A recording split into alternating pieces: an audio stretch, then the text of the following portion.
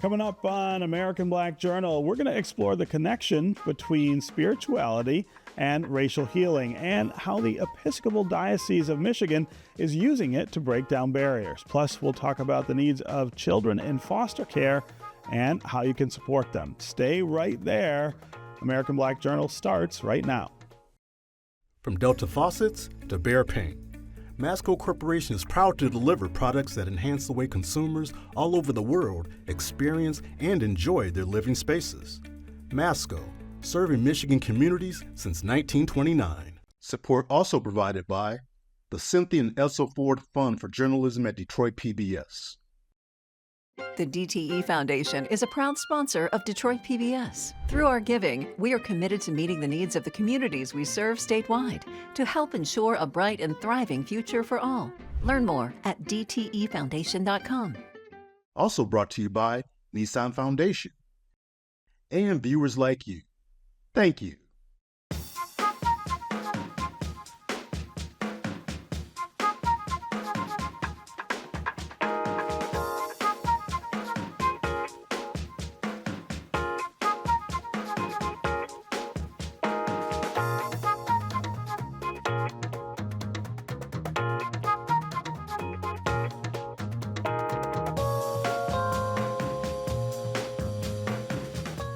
Welcome to American Black Journal. I'm your host, Stephen Henderson. It was 5 years ago this month that George Floyd was murdered by a Minneapolis police officer, setting off a worldwide protest against racial injustice. For the Episcopal Diocese of Michigan, this watershed moment represented the opportunity to embark on a mission of linking spirituality to racial healing. Joining me now to talk about this initiative are Bishop Bonnie Perry and Reverend Sister Veronica Dunbar. They are both from the Episcopal Diocese of Michigan. Welcome to American Black Journal.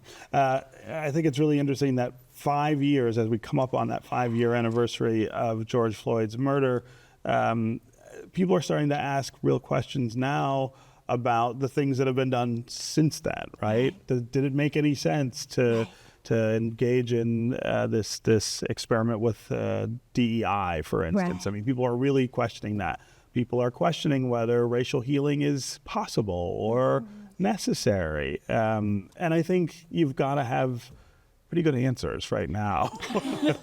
People are pretty aggressive about this. So I'm really curious first about how you made this decision to focus on racial healing as a result of what happened 5 years ago, and I guess how it is going. Whether you feel like it's paying off in the ways that you thought. I'll start with you. Yeah, no, Stephen, I was elected bishop and became bishop right before COVID. Okay. And when perfect timing. Right, it was perfect. I think my consecration was the last big gathering. Really? Wow. And I came here talking and wanting to do racial repair and reparations. That was something I came here thinking that we really needed as a church, as a majority white church, that we needed to be doing this work. And then we do COVID, and then Mr. Floyd is murdered. And it became super clear to me that we needed to do even more. And as that was all happening, I had been developing a connection with my colleague, Sister V, and we began to do some book studies, because, the white people like to read the books, right? We do the book studies, right? But to begin to move the momentum. And I think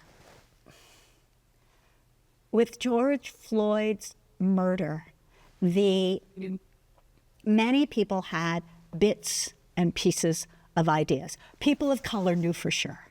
White people come in and out, like we know, and then we decide not to know. And I think with that, there was a tearing away of the scales from people's eyes, much like Paul on the road to Damascus. And it's like, now we're not going back. And now we need to we need to move forward. And it was not long after that I invited Sister V to join my staff, and that we would have a dedicated staff person to spirituality and race. And race, yeah. Yeah. Yeah, that connection is not intuitive for everybody. Yeah, and it is, I think it is for us when we think about it, but I think for a lot of even Episcopalians, that sounded a little odd at first. Mm-hmm. But really, spirituality underlies, anything like repair, anything like building community, certainly anything in our language of building the body of Christ, and if we're going to have that kind of unity or repair, it does not come without justice. Mm-hmm. You can't have repair without justice. And so that meant, just learning about who we are and how we got here, continuing education, but also just making those connections and dialogues with people who are just beginning to think about this because of what happened with George Floyd. Mm-hmm. And to have an on-ramp, there's a justice on-ramp, but not everybody wants to go on the justice on-ramp. Right. Right? So instead to say, this is a spiritual issue. We are people of faith, and so we are people of faith. We address things from a theological and a spiritual lens. Yeah. And it became very clear to me in our conversations that this was a way that we could invite all sorts of people onto this road towards repair. Yeah. Because people hear social justice and that puts up a lot of walls. I'm not sure. But in our tradition, if we say discipleship, mm-hmm. if this is how we become more Christ-like, if this is how we embody our faith in the world, then that's looking at it differently and opening the door in a different way. Mm. And so we don't actually talk about social justice. We talk about discipleship. We talk about faith formation and, what it means to really deepen your faith and to embody it. Yeah. How do we embody the gospel? How do we embody Christ's message? So you've taken a lot of folks on this journey in 5 years. Talk about what that journey looks like and what the outcomes look like. Yeah. So we ended up designing an anti-racism curriculum mm-hmm. for our diocese. Mm-hmm. It's one of the requirements for lay leaders and clergy. And we had the opportunity to really shape it specifically for who we were here in Southeast and South Central Michigan. So we did that. And we also, and Bonnie can talk more about this, we partnered with the Episcopal Divinity School on an Anglicanism and social justice course that lasted 2 years. And we just sent out the invitation, we came up with money for scholarships. We plowed a great deal of money into giving deep financial assistance to folks to engage in a 2-year course of study to deal with, to reckon with, to see what our faith says about the sin of racism. Yeah. Right? And this is right after Mr. Floyd's murder. Mm-hmm. And I had contacted the folks at the Episcopal Divinity School and Union Theological Seminary to say, I am tired about the issues of race and justice being the icing for people's formation. Mm-hmm. I wanted the bricks and mortar. Help create a program that I can have my people attend. And we did. Yeah. And how many folks did the 2 years? We had a total of 30 people just from our diocese doing the 2 years, but this program, it pulled in people from the entire country. Okay. So all Episcopal dioceses and outside the Episcopal Church went through this very intensive and well-formed, And when you course. say that it's taking them through the understanding of what your faith says about racism, give us just some examples of what you're drawing from. Is it the Bible? Is it stories? Is it just belief? What does that look like? Well, some of it is going to look like James Cone's book, the cross and the lynching And the tree. lynching tree, yes. Right? And to be able That's to... sitting on my coffee table in my So- living room right now. So James Cone was my advisor at okay, seminary, okay. right? And to be able to say these two are connected, Right. right? That lynching is crucifixion, Yeah. right? And that we cannot, and as white people, we cannot differentiate. We need to be able to see that, and we need to know, are we the ones who were standing by and they stood by watching? Are we again at the foot of the cross, or are we just walking by? So what are you finding? When I specifically go into congregations, I will draw directly from the Bible, particularly from the book of Acts, because you have this story of these people from completely different backgrounds who would have never interacted otherwise.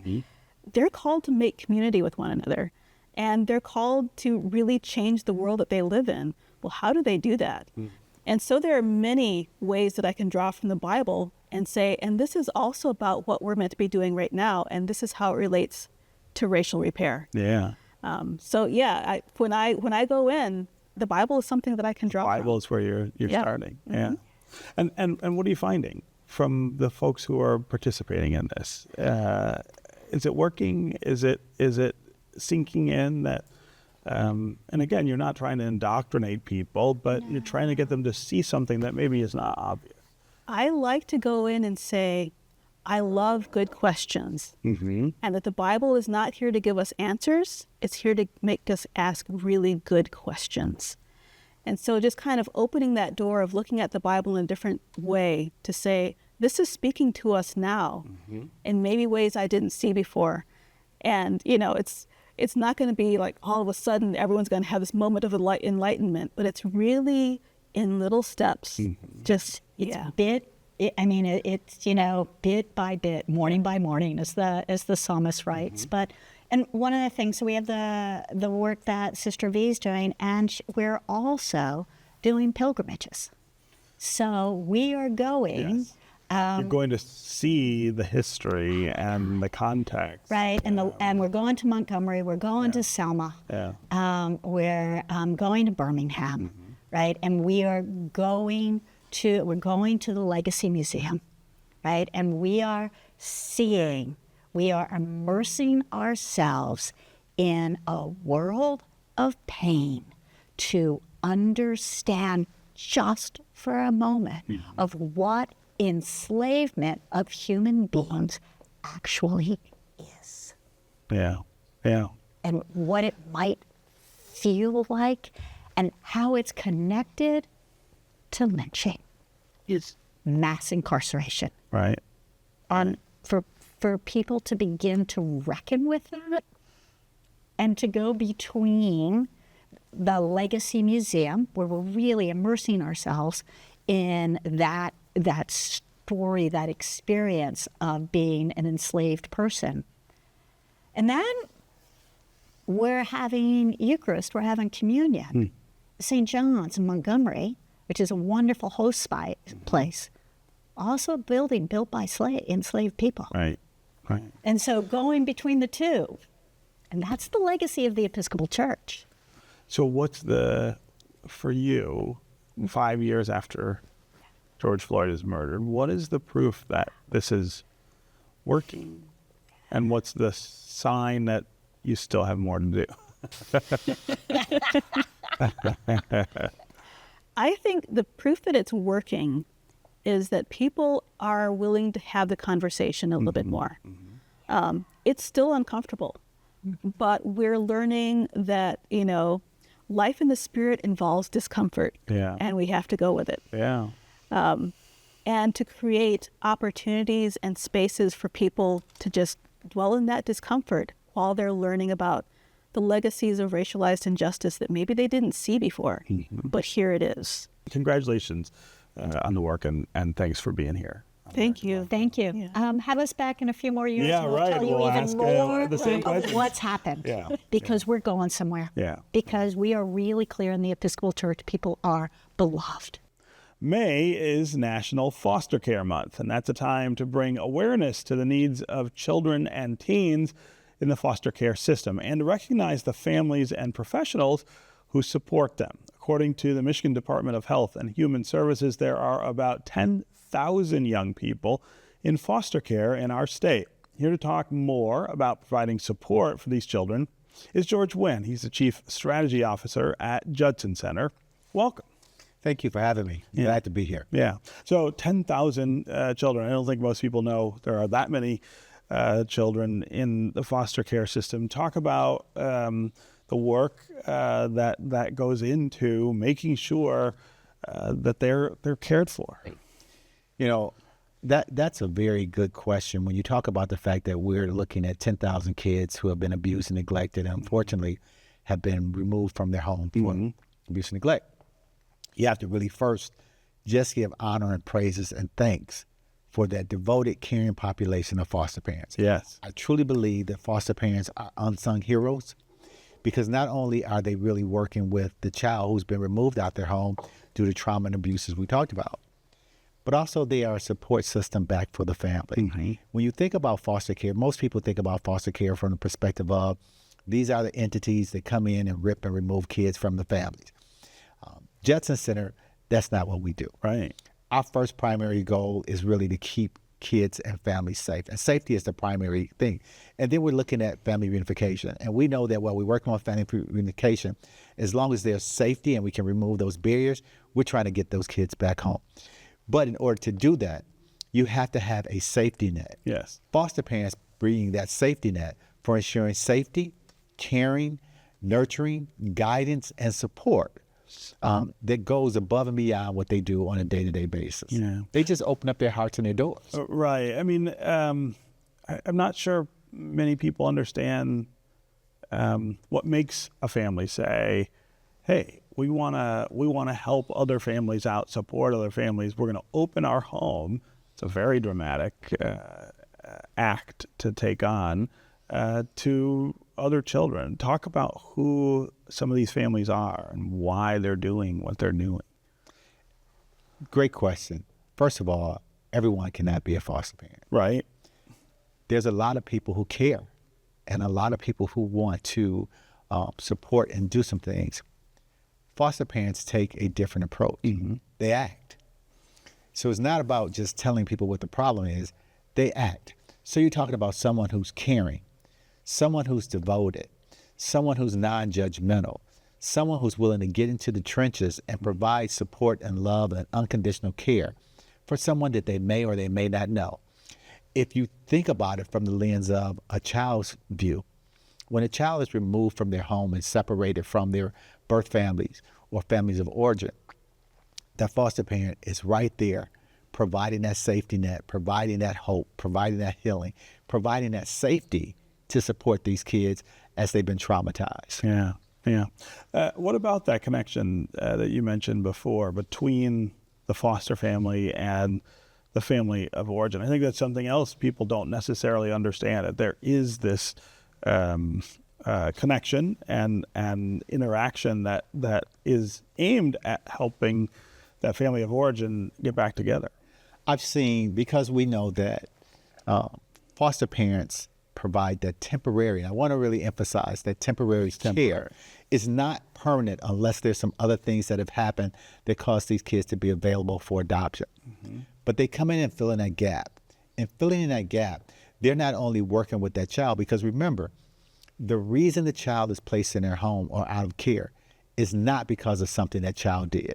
So they are willing to open up those doors, but also making sure that that connection is still maintained by that biological family. So they have weekly visits where they're working with the child to come in, and the child may come to an office setting or a community setting where they're visiting with their parents. The foster parents are keeping encouraging that relationship. They oftentimes create those relationships with that bio parent and can create a safety net or support system far and beyond what the system is able to do. Those are natural supports that happen overnight and not instantly, but it's something that they're willing to do. Yeah.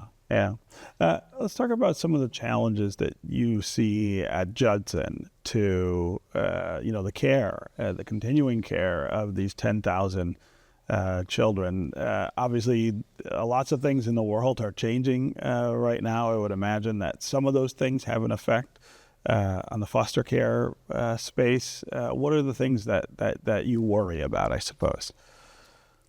The sleepless nights really for me is seeing kids come into care with multiple siblings, and as they go through this traumatic event of abuse and neglect, when they're removed from their home and they're placed in foster care, and because it's multiple kids, one foster home may not be to take all those kids. And so now, not only was this child separated from their bio parents, but they also was separated from their siblings. They also was separated from their school. They also was separated from their community. So then when you have to think about how does that feel on a young child in terms of the trauma that they've experienced, but also how do you normalize some of the things that just happened? None of this is normal, but yet this is what they go through each and every day. And the expectation is that when this young person comes into a stranger's home, and sometimes it's a relative, and when it's relatives that have stepped up to the plate to care, there's a little difference in that type of placement. But for a foster parent, you have to understand, first of all, that child's development and some of the issues and reasons, and understand from a loving, caring, non-judgmental, passionate way to give that child a space, to make sure that that child feels comfortable in an environment that has just been totally changed for them. Right. What are the things you tell families who are thinking about becoming foster families, and the things they ought to consider before they take that leap? The first thing that I would say to someone interested in becoming a foster parent is it's a gift from the heart. Foster parents people can give time, people can donate money, but when you open up your heart, you open up your doors, you open up your family to someone in need, is tremendous. I also say these kids have never came into care and raised their hand to say, you know what, I want to be a child who's abused and neglected. That's what I want to be. Right. Yeah. I tell them that, and I share the fact that they can make a tremendous difference in the lives of a human being. They can be supporting the next president of the United States. They can be supporting the next astronaut. They can be supporting the next educator. Their life is unlimited, and their success, they just need some guidance, some support, and someone that cares unconditionally. Yeah. Do you find it more or less difficult right now, I guess, to get families to do that? Again, with all the change that's going on in the world, is that discouraging people? Is it maybe encouraging people to do this? It's more difficult than ever before. Yeah. Because not only are you talking about the day-to-day stressors that we deal with just in our day-to-day lives, we're also asking them to put some of the things that they have going on aside and take on some additional responsibilities. And that's huge. And so what we're seeing across the state of Michigan, and certainly at the Judson Center, those foster parents who have been doing this for years, they're getting tired. Yeah. And so how do we grow and develop the next generation of foster parents? How do we take a look at our family systems and say, can we have a family member who knows that someone in their family is struggling, that needs a hand from the family to jump in and support these kids' development? How do we contribute back to the community to make our communities and neighborhoods safe for the kids and the families that are residing in them? Yeah. And how do you do that? How do you convince families of It's that? through education and awareness. Yeah. It's through outreach. It's through having other foster parents. The best recruiter for a foster parent is another foster parent. It's another foster parent. Right? Because foster parents can tell you the good, the bad, and the ugly. And I will tell you, while we're improving this sector, we have a lot of work to do. Yeah. But opening the lines of communication, and one of the things that at Judson Center we provide is not only are you taking a child in to provide that shelter, that love, and the condition, but we also provide integrated care or behavioral health services, because we know these kids deserve and need that because they have experienced trauma. We also have programs like autism or other things that these children may be going through. We also have primary care so that you can get the physical services that you need as well. The Judson Center wraps all of these supports around that foster parent. We also have ongoing training. So you get training. We have support groups on a monthly basis where not only my staff are there, but I'm also attending to listen and address some of the concerns. You also have advocates that we're working with in the courts that we can help that process along as well. So there's a lot of different supports that we provide here at the Judson Center to support our foster parents. We also do activities. We have coming up this month, we're having a foster parent appreciation dinner. We're just going out to say thank you for what you do. We also take the time to just send cards to our foster parents just saying, hey, here's a card to let you know we're thinking about you. So it's a lot of little things that you do or we're doing, just the basics to let them know that we are here and they're not doing this just by themselves. All alone. Yeah. Okay. Well, congratulations on the work that you're doing at Judson, and thanks for being here on American Black Journal. Well, thank you for having me, and thank you for celebrating those 10,000 kids, certainly in the foster care system, but over 6,000 foster parents that we have in the state of Michigan. Yeah. That's going to do it for us this week. You can find out more about our guests at AmericanBlackJournal.org, and you can connect with us anytime on social media. Take care, and we'll see you next time. From Delta faucets to Behr paint, Masco Corporation is proud to deliver products that enhance the way consumers all over the world experience and enjoy their living spaces. Masco, serving Michigan communities since 1929. Support also provided by the Cynthia and Elsa Ford Fund for Journalism at Detroit PBS. The DTE Foundation is a proud sponsor of Detroit PBS. Through our giving, we are committed to meeting the needs of the communities we serve statewide to help ensure a bright and thriving future for all. Learn more at dtefoundation.com. Also brought to you by Nissan Foundation. And viewers like you. Thank you.